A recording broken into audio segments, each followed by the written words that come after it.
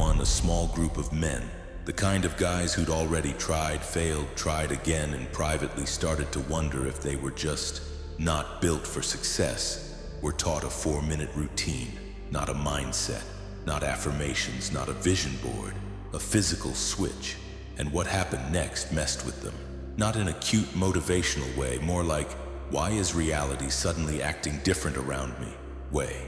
Within a few months, most of them reported the same strange pattern. Impossible coincidences, chance meetings that should never have happened, unexpected yeses, doors that opened without forcing them, opportunities that seemed to appear out of thin air. Here's the twist. Nobody was officially studying manifestation. They were tracking a nerve, the vagus nerve, your body's long, wandering communication highway that runs from the brainstem through your throat, heart, lungs, and into your gut. One nerve that quietly decides whether you feel safe or threatened, open or tense, magnetic or invisible. Ancient traditions wrap this up in poetic language. Divine channels, inner currents, sacred pathways. Modern science keeps it blunt. It's the master line of your parasympathetic nervous system, the calm but alert branch that makes you steady under pressure. And if you've ever wondered why you can want something with all your mind, but still fumble when the moment shows up, why you freeze, overthink, shrink, sabotage, get awkward, talk yourself out of it, miss the chance, that's not a character flaw, that's biology. Because your nervous system doesn't care about your goals, it cares about safety. When the vagus nerve is underactive, your body lives in a loop. Stress, then shut down, then stress again. You can tell yourself, I'm confident, but your body is still bracing for impact. And the brutal part is this. When opportunity finally arrives, an important call, a meeting, the perfect opening, the moment you've been visualizing, your body can interpret it as danger. Your chest tightens, your voice changes, your eyes lose warmth, your mind scrambles for control. You contract instead of expand. So you repel what you were trying to attract. This is why people say manifestation doesn't work, when the real issue is that their system can't receive. The goal isn't to think louder. The goal is to become the kind of nervous system that stays open when it matters. Now let's make this practical. There's a measurable marker often used as a proxy for nervous system flexibility called heart rate variability, HRV. It's not about having a fast or slow heart rate. It's about how adaptable your system is beat to beat. Higher HRV often correlates with better recovery, emotional regulation, and resilience. In plain language, the people with better vagal tone tend to bounce back faster, stay clearer under pressure, and make better decisions when things get intense. That matters because life doesn't reward your intentions. Life rewards your state, the calm but awake state, what many researchers call a regulated, socially engaged state, is where you read cues accurately, connect with people naturally, think creatively, and seize openings instead of hesitating. It's where you speak with a clean voice. It's where you don't chase, you signal. So I'm going to walk you through a 4-minute protocol that aims to stimulate vagal pathways using posture, breath, swallow reflex, vocal vibration, and controlled muscle engagement. It's simple, but it's not soft. It's tactical. You're training your system to shift gears on command. Quick safety note before we do it.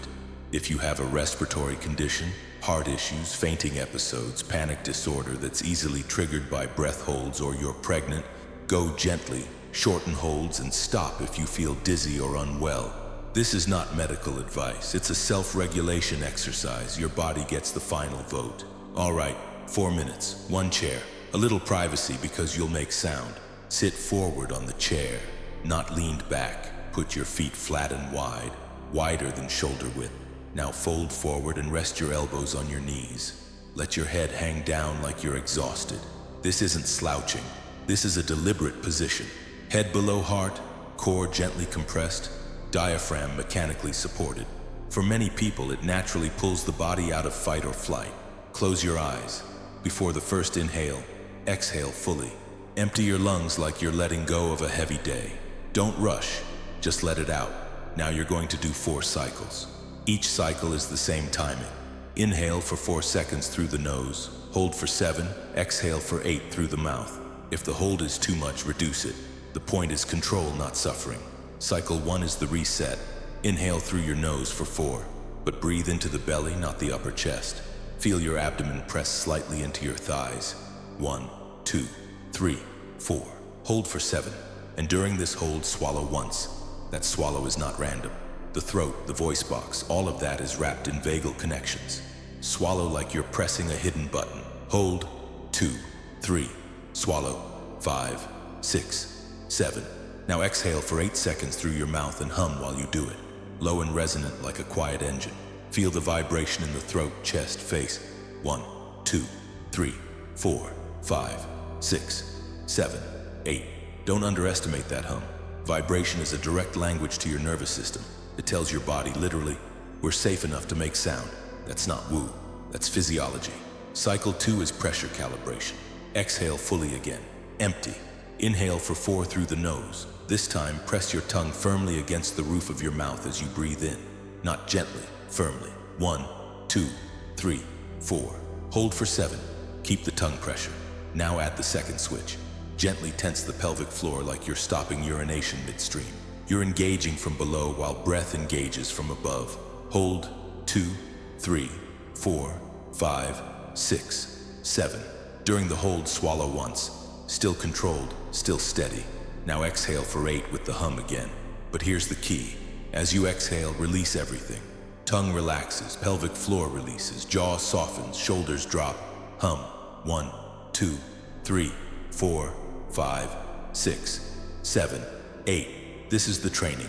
Activation, then release. Most people never truly release, they just switch problems.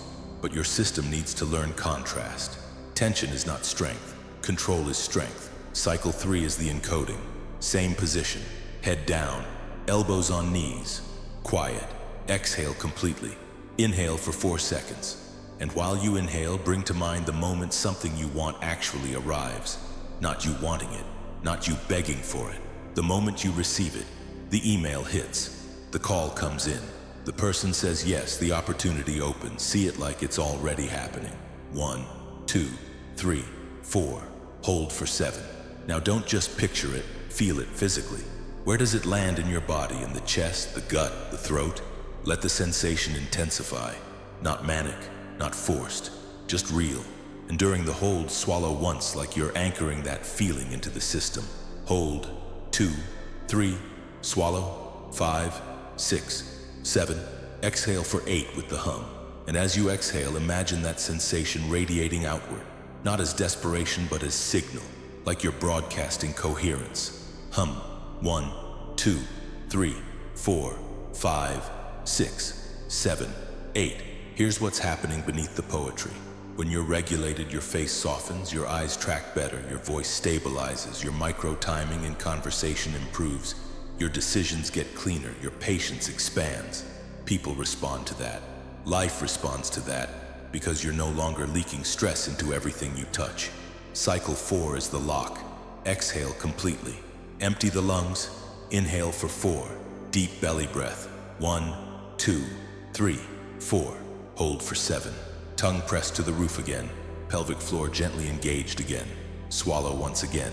Feel the system accept a new baseline. Calm, ready, present. Hold. 2, 3. Swallow. 5, 6, 7. Exhale for 8 with the hum. And as you release, let the body melt, like you're letting the armor fall off. Hum. 1, 2, 3, 4, 5, 6, 7, 8. Now slowly sit up. Don't snap out of it. Rise like you're coming back from underwater. Open your eyes. Notice what's different. For many people, there's warmth in the chest or throat, sometimes tingling in the hands, sometimes a strange quiet in the mind, like the volume knob got turned down without you touching it. That's the parasympathetic system coming online. That's you stepping out of reactive mode. And this is the part most people miss. The goal isn't to do a breathing trick once and hope the universe panics and hands you a miracle. The goal is deployment. Do this once per day for 21 days.